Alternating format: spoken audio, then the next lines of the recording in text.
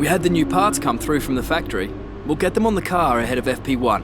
Hey, what's going on, guys? Aarava here, and welcome to part number 2 of my F1 2018 career mode. If you guys did miss part number 1, it was uploaded earlier this morning at 9 AM, so quite an early upload, so you might have missed it. So be sure to go check out part number 1 at the Australian Grand Prix. Gives you an intro to the team we're driving for, obviously Haas, a kind of indication of where we're going for the R&D straight off the bat, and first and foremost, just a really exciting first opening round at the Australian Grand Prix. So if you did miss that, be sure to go check that one out. But yeah, welcome to part number 2 then. The Bahrain Grand Prix, straight away getting into it for this second episode. And yeah, off the back of Australia, positive signs. You know, we've got the reliability upgrade that's come in. That was the update that was installed. We still have to wait till the next race at China to see the actual performance upgrades for the engine, chassis, and the downforce. We purchased one per department, but the reliability one can be done in an instant in the next race, of course. So that's the one we've got today. But going to Bahrain, we're going to have to see how it goes. Usually on the F1 games, I'm not amazing at Bahrain, so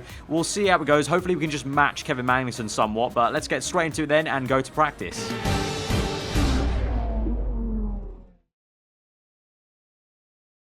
Welcome to the deserts of Bahrain, where the Formula One circus has rolled into town. We're expecting the cars to appear out on track shortly to start today's practice session.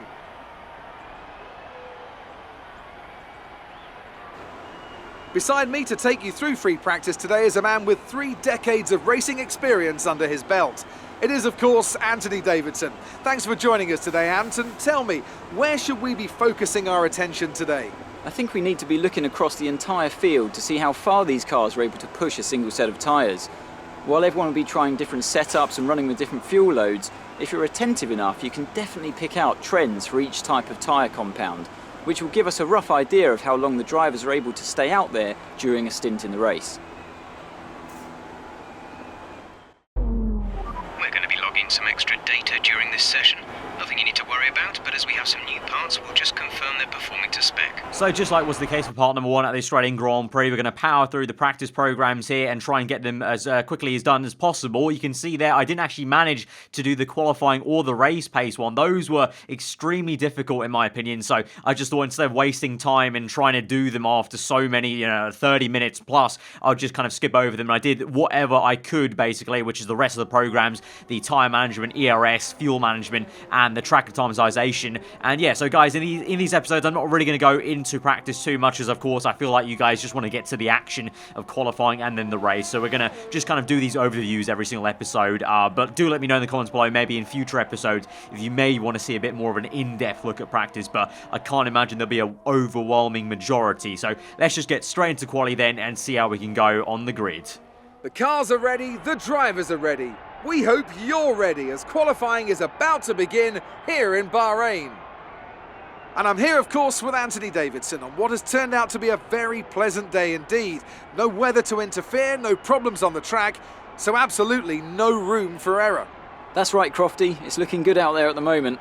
Each team will have their own game plan for this session, and of course, once the cars leave the garage, they'll be under parc fermé conditions, so any last-minute adjustments need to be done right here and now. Beyond that, it's all up to the driver.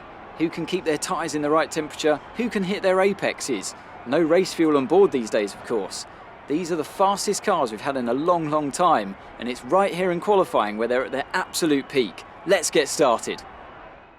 So standard procedure then into Q1 for the first qualifying session of the, well, I was about to say afternoon, but it's nighttime, isn't it, here at the Bahrain Grand Prix. And the car was actually generally feeling quite good. I mean, compared to 2017, I never felt comfortable around the Sakir circuit. The car always felt so floaty and very unbalanced and unstable, but the Haas here at least felt very decent, especially in Sector 2 where I had most of my issues. Felt very, very good. So I'm feeling confident that we can do well, but at the same time, I can already notice the AI definitely are very strong. But you can see here in Q1, we're P11 there, Magnussen up in P7, but I'm slowly dropping down the order, and now we're down to P16, and we're behind Pierre Gasly, just ahead of Sergei Sorokin in the Williams. So although I felt comfortable, I was actually quite slow, which is, I don't know, kind of odd, but not too odd in a way. Like sometimes you can definitely feel like you've done a good lap, but the lap time's just not there, and I think that was the case with me. Is I felt like I was going well around the circuit, but in reality the lap time just wasn't there. You can see now in Sector 1 I've gained a lot more time. I went a bit more deeper into into turn 1, I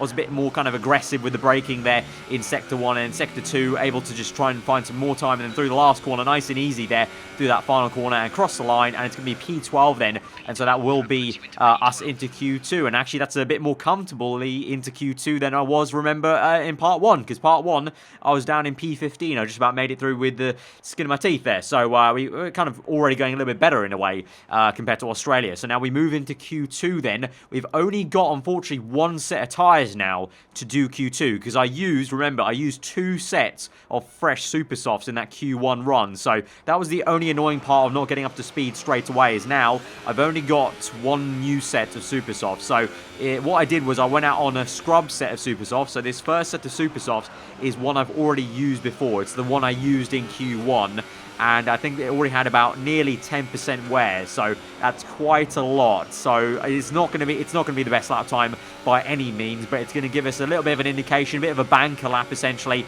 And as we come across the line, Hamilton is closing up there, and he goes fastest there, so he's on it like a car bonnet. But we're in P7 at the moment, but obviously, as you would imagine, that quickly goes down the order. And by the time we go back to our garage, Magnussen's there in P9, and I'm way down the order, P13, only ahead of Charles Leclerc and Esteban Ocon there. So we definitely need to do a lot better if we want to get into Q3. And so you can see that I switched to my final set of super softs available, a fresh set of supers. Remember, you only get an extra set of the fastest compound if you get into Q3. If you don't get that extra set. So I have to work with what I have. You can see into turn 1, lost a little bit of time, but then found it back in turns 2. We've only got 4 minutes left of this Q2 session to try and find enough time here, but I'm not really feeling too confident. I'm not going to lie. The pressure is on, though. This is literally like Australia Q3. It's our one shot, essentially. You can see a little bit of a snag of oversteer there on the exit of that corner as we climb the hill through the last corner. A little bit over the curbing. Wasn't ideal. Definitely lost me a bit of time, to be honest, instead of gaining me any time cutting that corner over the curb and across the line. And it is only P11. So last time out, I just about made it into Q3. This time, I just about lost it. And actually, I don't even end up P11 because I go down to P12. Then Perez goes faster. And it looks like we might just slot in between Perez and Stoffel Van Dorn. That is where we finish then, ahead of Van Dorn and Leclerc. Magnussen does get into Q3. So frustrating qualifying here at Bahrain. But also, to be honest, going off the back of F1 2017, I was expecting a lot worse. So I'm actually pleasantly surprised I'm still kind of half there on the pace. So we'll see what we can do on the race strategy, of course. Outside of Q3 now, unlike Australia, I have a free choice of tyres to start on. So I think we'll definitely try and use a bit of an alternative strategy and see what we can do around here for round number 2 of the 2018 career mode. But let's hit the intro then and then go to the grid.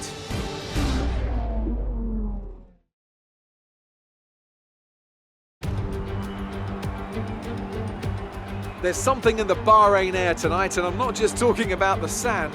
Our brightest minds have thrust their brightest ideas into the spotlight of the Sakhir circuit this evening as we look ahead once more to a Grand Prix that has thrilled us so consistently in the past. There's no shortage of passing opportunities around the 3.36 miles of the Bahrain International Circuit, with the best at turn 1, of course, and then another soon into turn 4. 15 corners here, 6 to the left and 9 to the right, and we could see 1 or 2 flat spots into the tight left-hander of turn 10.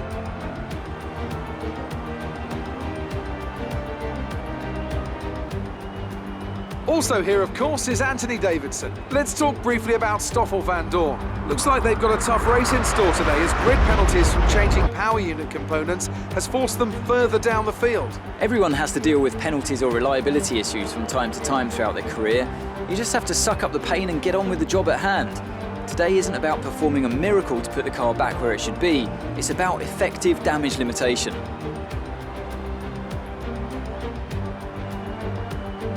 With that then, let's run through the grid order. An immense lap from Lewis Hamilton yesterday puts him on pole position, with Sebastian Vettel starting alongside. Looking down the rest of the grid, we have Raikkonen, Bottas, Daniel Ricciardo and Verstappen, Alonso, Magnussen, Sainz and Sergio Perez, Ocon, the engineer, Pierre Gasly and Hartley, Stroll, Sirotkin, Marcus Ericsson and Nico Hülkenberg. They've taken a grid penalty. Van Dorn and Charles Leclerc rounds off the grid. And with lights out just moments away, it's time to go down to the track. Now that we've got some points on the board, let's continue this form and aim for another top 10 finish. Yes, indeed, Jeff. Let's try and continue the points haul there. You know, really good start of the Australian Grand Prix for part 1.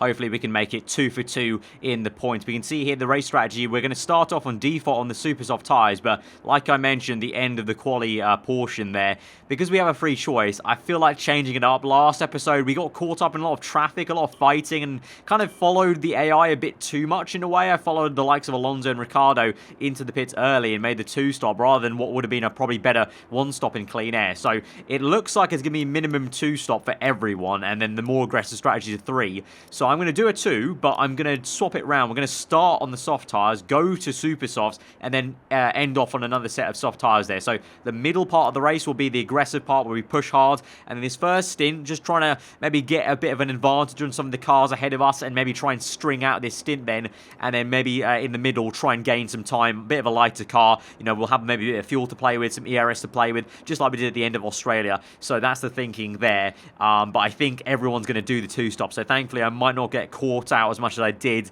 at Australia, because of course that was the first race. So I definitely did get caught out, and it's a learning process, remember, as we go through the career mode for the very first time. So here we go then to 5 red lights to the Bahrain Grand Prix, round number 2 of the F1 2018 career mode. 5 red lights are going to be on for an age, and now they're finally out. And we're underway here for 29 laps around the Bahrain Grand Prix. It's been a shaky start and actually a poor one there compared to everyone being swamped there by Gasly and Hartley. Hartley with a huge dive down the inside of 3-4 cars there, and also the Williams car of Sergei Sorokin. And so we're up into P11. We're able to get Sergio Perez and Ocon. Both Force Indians got caught out on the left, but look at Magnussen there fighting Hartley. Hartley's had an absolute stonker of a start. He's gained about 6 positions into turn 1. We're trying to go around the outside of the Spaniard Carlos Sainz there, and just about keeping the power in there. He's on the right, we're on the outside, but we'll turn to the inside line for the next corner and we'll squeeze him out there. Meanwhile, my teammate Magnussen is still having a ding-dong battle with Brendan Hartley. Look at that, the Kiwi man,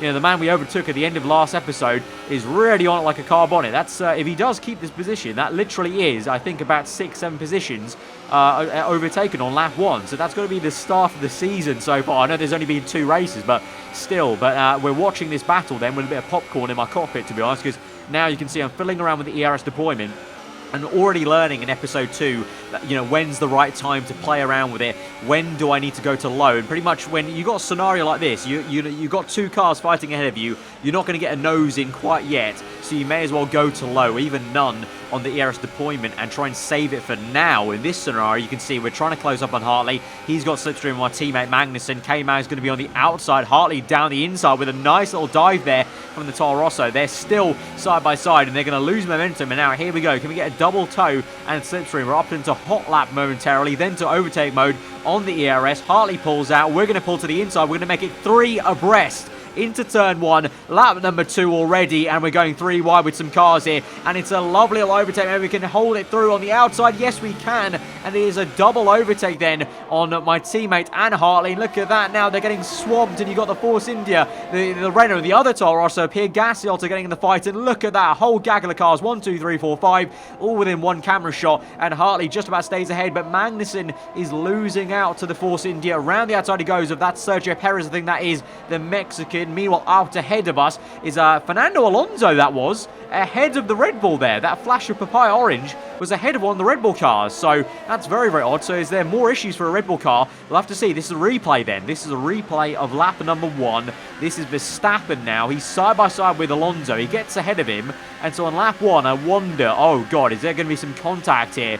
And a bit of a Red Bull civil war between Verstappen and Ricciardo. I think that was a bit of contact made, and I think just about, if you look closely enough on the right-hand side of Verstappen's car, I think he's lost some cascade elements of his front wing. So last episode, Ricciardo had an issue he had an issue outright in stint 1, but then had a bigger issue by breaking a bit of his front wing on, ironically, the back of this man, Fernando Alonso. And now in episode 2, Verstappen's the one that had issues. He's made contact with his teammate, and so this is another replay of whilst I was fighting Hartley and overtaking him and Magnussen, ahead of us was Alonso slipstreaming Verstappen, and so that's Fernando Alonso in the McLaren Renault overtaking the Red Bull of Verstappen there. As you can see in the background there, that's the fight between me, Hartley and Magnussen just going into turn 1 there. And so that's Alonso ahead of Verstappen. So fair play, really nice stuff. And so now we move back to the live racing action. And so as we try and chase after now a injured and limping Max Verstappen, we've got Magnussen behind me trying to overtake Hartley, or re-overtake Hartley, try and get the position back. And he does so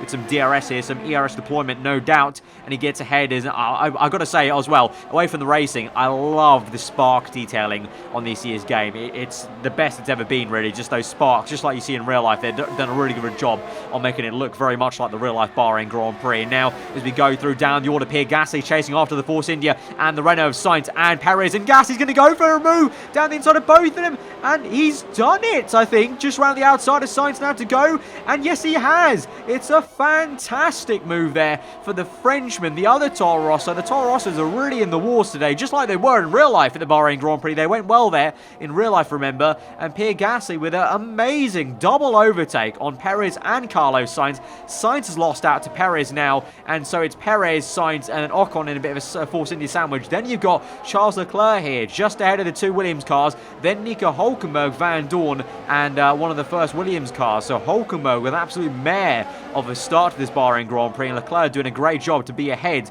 of Hülkenberg and those two other cars. And so now we move back to our POV, or back to our focus, really. And you can see here now we're chasing after Max Verstappen. So we're going through a couple of laps in the first stint, and you can see we are definitely rapidly, visually closing up to Max Verstappen, and that damage on his front wing is really now hindering him. So I think maybe on this next straight, onto the pit straight on lap number 5, we should have a good opportunity to maybe overtake him. You can see there on the bottom right, we're in low on ERS deployment right now into the last corner. Then we're going to bump it up into hot lap mode momentarily. Then to overtake mode, we're going to have DRS as well. And so you can see already episode number 2, I'm starting to wise up. Unlike Australia, I'm starting to wise up into where's the best points of different circuits, of put it into low, put it into none, save the ERS, save it for the main straights, where obviously that's the most important, trying to punch through with that electrical power. And you can see we've closed up to Verstappen now in Sector 1. And pretty much, just like was the case in Australia with Ricciardo, I would say it's pretty much just a matter of time before we overtake Verstappen, because he's clearly suffering quite a bit in the downforce region, and through the corners, usually the Red Bull should have us for chips, but he's not. And you can see here, we're rapidly now closing up through the S section now. Can we make a dive bomb move on Verstappen? Going to have to make it count here, because otherwise he's going to hold us up down the inside. Very, very close there, but we do get it on Verstappen, and we're up into P7. So it's been a great first opening stint here at the Bahrain Grand Prix, up into P7. I would say best of the rest, but Fernando Alonso's there, best of the rest, carrying that McLaren up in a very lofty P6 for himself, but still a very, very good start to this Grand Prix. And now I think some cars might be starting to come in for their pit stops here. So as we go down the main straight, though, actually, instead of worrying about people in the pits, is my teammate pits, it's actually going to be Verstappen I need to worry about, because look at that, he's come out of nowhere. I really wasn't focused on him trying to re-overtake me, but he's come down the inside there, obviously used a lot more ERS than I did. I was just going along in medium there for a second, and so we have to do some defensive work. We do hold it, and we keep P7 there, but definitely caught out and surprised. And so clearly that's going to be another characteristic this season, is the AI might just surprise us with the ERS deployment. If I'm not concentrating enough mid-race on what I'm doing in my deployment, they will spring a surprise on me. But now you can see on lap 7, we've got the first few pit stops of people on super soft tyres. Of course, I'm on a harder compounded tyre, the soft tyre, so we're going a lot longer into this Grand Prix. Probably around into, I would say, lap 10-ish at least, minimum. So still going on for a fair few laps then. On lap 8, we're up into P5 now, just ahead of Lewis Hamilton then. The race leader, I believe, actually, has just come out behind us then. And so I think probably he's going to be pretty damn quick before he overtakes us. And yep, straight away he's going to overtake us then on the exit of turn 2. Obviously, Mercedes v Haas, that's no competition there. We've got a long, big gulf to climb till we get even to the top 3 region of pace with the Mercedes, the Ferrari and the Red Bull cars. But at the moment there, Vettel right behind me, but that'll be a swift overtake as well. At the moment we're just trying to not lose as much time as I can in this bit of top traffic, and so we move on to lap 10, and I call it perfectly. Lap 10 was the time we're going to come in. We're in P4 now. Remember, we were P7 before anyone made pit stops, so let's see where we come out. I have a feeling I got held up a bit too much there with Hamilton and Vettel as well. You guys didn't see it, but Vettel eventually overtook me as well as also Kimi Raikkonen. So I think I might have lost a bit of time being basically overtaken by those guys, despite me not putting up a fight at all.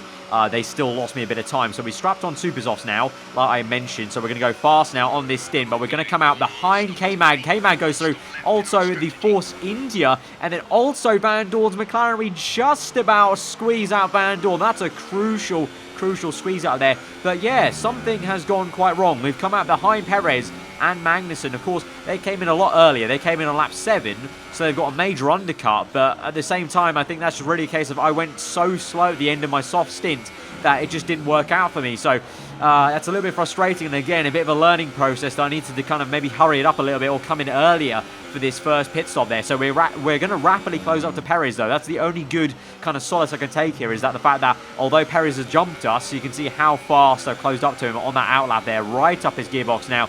We'll bump it up into high on the ERS mode, move to the left-hand side, trying to make a move on the outside of the last corner. It's going to be a nice little overtake there, find the grip and get the momentum. But then, just like was the case in Australia, the Mercedes engine in the back of the Force India pulling him through, and he's coming back to re-overtake us. We're literally level pegging now as we go towards turn 1. DRS wide open, we're on overtake mode on ERS, and yet he was still level pegging with us. But around the outside then finally into turn 1, and we're up into P10. So we're back in the points, but Magnussen, look at the mini-map. I can't even see Magnussen's dot. Only now can I see his dot on the mini-map, and he's ages away from me. You know, a good 7-8 seconds plus. So he's gained a lot, and I've lost a lot in that stint in the soft. So that's really frustrating, but also at the same time, you've got to say that's really cool to see, because you know, I've got to admit, obviously, as we go through the running order there, just showing you the top kind of 5 there with Hamilton, the Ferraris and Bottas, and then you've got the Red Bull of Ricciardo, then the Force India here of Ocon, I think that is, and then you've got Fernando, Alonso and Leclerc fighting just like they do in real life. Leclerc, I believe, is trying a 1-stop here on softs to mediums, and Fernando Alonso is not. Obviously, he's doing a 2-stop, and Alonso at the moment can't overtake Leclerc, so that's really neat to see. Just like real life, Leclerc and Alonso are fighting here in the game. But I was about to say, as we look through these replay cameras then, as we go on, it's kind of almost good to see that Magnussen is giving me a real good run for the money, because in too many past F1 games, the teammates have just not been strong enough. And at the moment, I'll put my hands up, Magnussen has me. He's got me covered at the moment. I need to definitely improve rapidly as we go on through this career mode if I want to try and match him, because at the moment,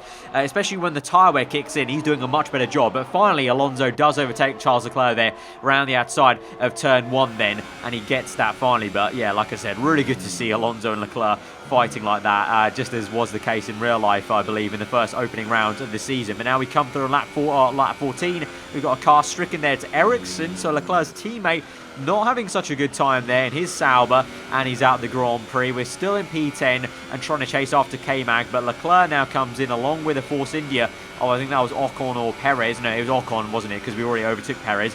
So we're up into P8 now, but remember I said Leclerc and maybe even Ocon, actually, you got to say, looking at that, I think Ocon and Leclerc are trying a 1-stop strategy. They started on soft tyres, and they're going so long here into this Grand Prix, lap 15, and now I think they've gone onto medium tyres to go to the end of this Grand Prix. So we're going to have to see about that. We might have to do some late last-minute overtakes in the last laps of the Grand Prix if they start to wear out their tyres. Meanwhile, you've got Alonso coming in as well as Perez, and you've got the 2 Toro Rosso cars now fighting into turn 1. You've got Gasly, I think that is, on the outside of turn 1 to the inside of turn 2, unable to overtake Brendan Hartley there. So the 2 Toro Rossos having a good scrap. And so as we move on later into the Grand Prix then, it's lap 17. We're coming in for our pit stop then finally. So we only got 7 laps on the Super Softs, but pretty much just like the AI did. They pit on lap 7. We took 7 laps of the Super Soft, so as expected. And so now we go to the end of the Grand Prix. 12 laps to go on soft tyres, but it's not looking great, actually. I've lost a lot of pace throughout this Grand Prix, so I think the opening laps of this Grand Prix definitely gave me a false sense of security of what my pace is like.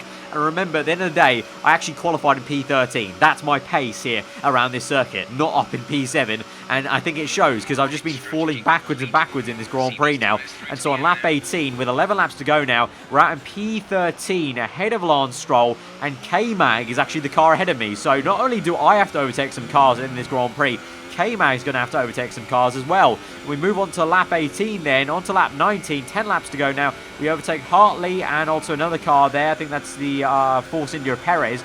and so we're through into turn 1, and we're just outside the points. Meanwhile, we've got Ocon now. This is overtaking Fernando Alonso, and you can see there both Alonso and Ocon on medium tyres, but Ocon crucially is on a 1-stop. Fernando has already made one other pit stop, so he's on a 2-stop, but he's still gone to the medium tyre, kind of strangely enough. But Alonso down the inside of the Frenchman there. They're having a great scrap, and Ocon giving Alonso a real good run for the money. They're still neck and neck for nearly now half a lap this will be, and Alonso squirts the throttle though, gets around the outside and just about uses the better chassis and downforce of the McLaren in this game compared to the Force India to stay ahead. Then you've got Leclerc ahead of Magnussen there. Magnussen chasing down Charles Leclerc, but Leclerc, just like Ocon, on a 1-stop. So me and Magnussen will be hoping to overtake Leclerc, Ocon, maybe Alonso, I'm not too sure. Maybe Magnussen could get Alonso, but you can see clearly I'm nowhere to be seen in the background there. You couldn't even see my car in the background shot. And only now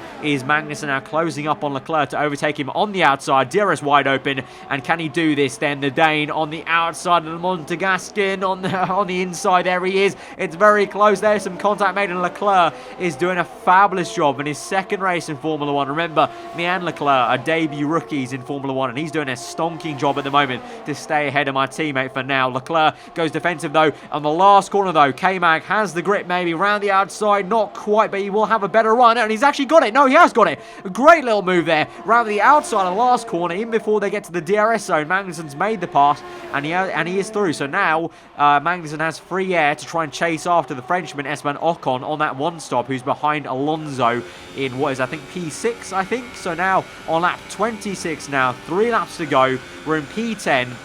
And the car ahead of us is Charles Leclerc in P9. So, unfortunately, I've got to say, I think we're fighting for a maximum of P9 in this Grand Prix, which, just like Australia, I'm going to be kind of half disappointed by, but also I'm going to still say that I still have a lot to learn. This game, once you play it, guys, for yourselves, you'll understand the handling of the game is so different to 2017. The cars feel entirely different. The ERS system is entirely different. So it's going to take a couple of races, I think, for me to get up to speed truly and maybe match Magnussen for pace. Meanwhile, talking about the battles we've had so far, that was Sebastian Vettel overtaking Hamilton for the lead of this Grand Prix. The two championship rivals in real life. Great to see them battling, toe-to-toe in the game right now. Hamilton tries to get the lead back from Vettel. Vettel defends really well into turn 1 to the outside of turn 2, and Hamilton can't get it. So Vettel will remain in P1 in the Grand Prix, and I think should take that through to the end for the victory at the Bahrain Grand Prix, with Hamilton second and Raikkonen third. Now back to our POV now for the final scrap here, on towards lap 27.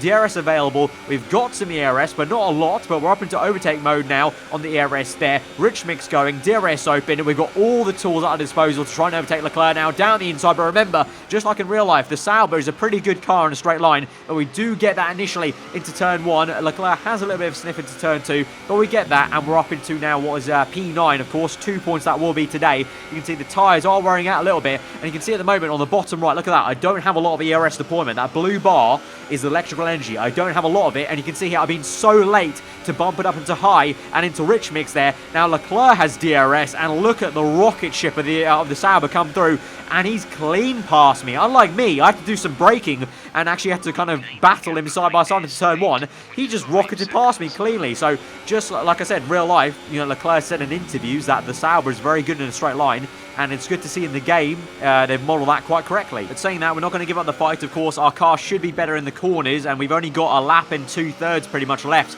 of this Grand Prix. So although it'll only be for one more point this afternoon, at this early stage of my career, every point counts. I need to try and do the best job I can for Haas. And so we got P10, which is our objective for the team in the contract, but we're going to now dive down the inside of Leclerc. We caught him napping a little bit through the S section, and he locked up as well, which is really good to see. AI making some mistakes there, and I tried to give him the room, and so we're still behind him in the end, because I could have maybe squeezed him out there on the exit of the hairpin, but I would have made some contact with him. I want to try and keep this as clean and fair as we can at the very end of this Grand Prix there. So as we go up towards the hill then into the last sector, can we get a good run? We've had DRS to help close up to Leclerc, and we're right up his gearbox now. Can we go for a move down the inside? No! Oh my god, we got the curbing there, and we've rode the curb like a skateboard. It's only been the second episode I brought out that phrase there. That was a good show of how the curb physics are in this year's game. The new curbs on F1 2018 will kill you. They will chuck you off, and they won't be taking any of your shit. So, yeah, be definitely quite careful on the curbings. And now you can see, though, Leclerc's had a really poor entry into the last corner. We swoop down the inside for a nice undercut switchback move there on the racing line. We're going to bump up the ERS mode. He's got the DRS, though, and so we're going to have to try and do... No, we've got the DRS, actually. I'm mistaken. So we're going to try and defend, though, to the inside. He's got still some great straight line speed. We defend to turn 1, and we're just about going to keep that for P9. But, wow, I nearly completely wrecked the car in that second last lap of the Grand Prix, because if I didn't catch that opposite lock, that car would have gone in the wall or just would have been off, and I would have not been able to overtake Leclerc for P9. But it is the overtake then. Sebastian Vettel has won the Bahrain Grand Prix, and we're going to come home in P9 with 2 points on the board. Great drive, great drive. We're really happy with that performance.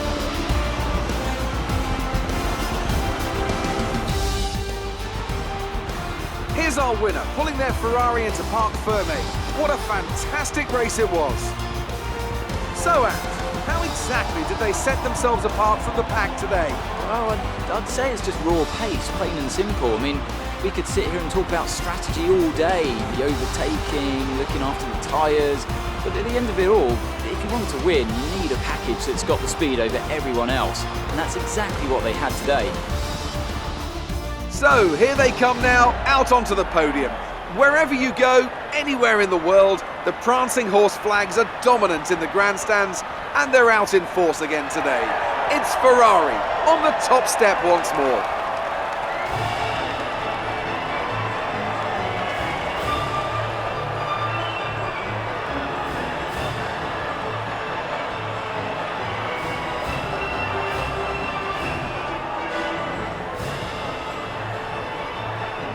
So my engineer said at the end of that race he was quite happy with that result, and you can see there K-Mag only came in P8, so although I felt like I was even further off the pace to Magnussen than I was in Australia, he only finished 1 place ahead of me, and like I said last episode at the end, if you caught it, I feel like in this year's game, as long as you kind of match the contract objectives, it's kind of half okay to be beaten by your teammate. I think the game is a little bit more lenient and kind of actually takes into account all the factors. Like last game, I feel like it was very black and white about how it kind of perceived you as a reputation and how the game thought you were going and progressing your career. And now I feel in 2018, it takes into context what happened in your race, what your objective was, and what the situation was. And you can see we're doing a very decent job. Me and K-Mag both. We're in 4th place there now. Obviously, Red Bull were going to eventually re-overtake us for 3rd place in the Constructors, but we're still ahead of McLaren and Renault, which I feel like are our 2 rivals. And we've already got a decent amount of points ahead of McLaren. And Renault are actually really surprising me. They're doing really badly this season. It seems like they have the qualifying pace, but in the race, they just fall away. So, yeah, very, very odd. But you can see there, yeah, in the teammate challenge there, I'm being beaten by K-Mag now by a couple of points, 2 points to be exact, 10-8 there. So hopefully next time out at the Chinese Grand Prix, I can maybe do one over him, try and get some points back in that driver rivalry. Of course, at some point, I'll also be able to choose my own rival. So not only are you a rival with your teammate in this year's game, you can then choose another rival, and if you beat that rival, you can get extra reputation points. So we'll be looking out for that and see how that progresses. So as we come on then to the end of that race weekend, then of course you can see we get an extra 400 points for completing 1 clean race, which was a contract perk of ours. So throughout your career, you get contract perks, guys, and if you do the perks, you're going to get extra rewards in R&D. So I did 1 clean race out. I had 2 races to do it in. I did it in the first race, Australia, but it had to wait till the second race weekend for me to get the reward. So there we go. We got a free 400 points for doing that contract perk objective. You can see the reputation with not only my team, but a lot of other teams went up there, and I gained experience towards that rookie to veteran slider there. Obviously, it's going to take a long while, 10 seasons to get all the way to veteran. But yeah, all in all, very good second episode, I would say. Again, we got beaten by K-Mag, but like I said, you got to still be positive that we got the objective, we got points still. I can't complain too much, and I feel as we go on every single race, I'm going to get stronger and stronger, and eventually I hope I can match Magnussen and try and actually beat him in a race. But for now, it's kind of refreshing in a way, I'm not going to lie. I'm kind of not too upset by Magnussen beating us. It's very refreshing to see my teammate giving me a great fight, because I think those of you who've watched my videos for a while, you guys know, usually I'm the one carrying my teammate. For now, it seems Magnussen's doing a great job to be be the team leader still. Obviously, I'm the second driver, so,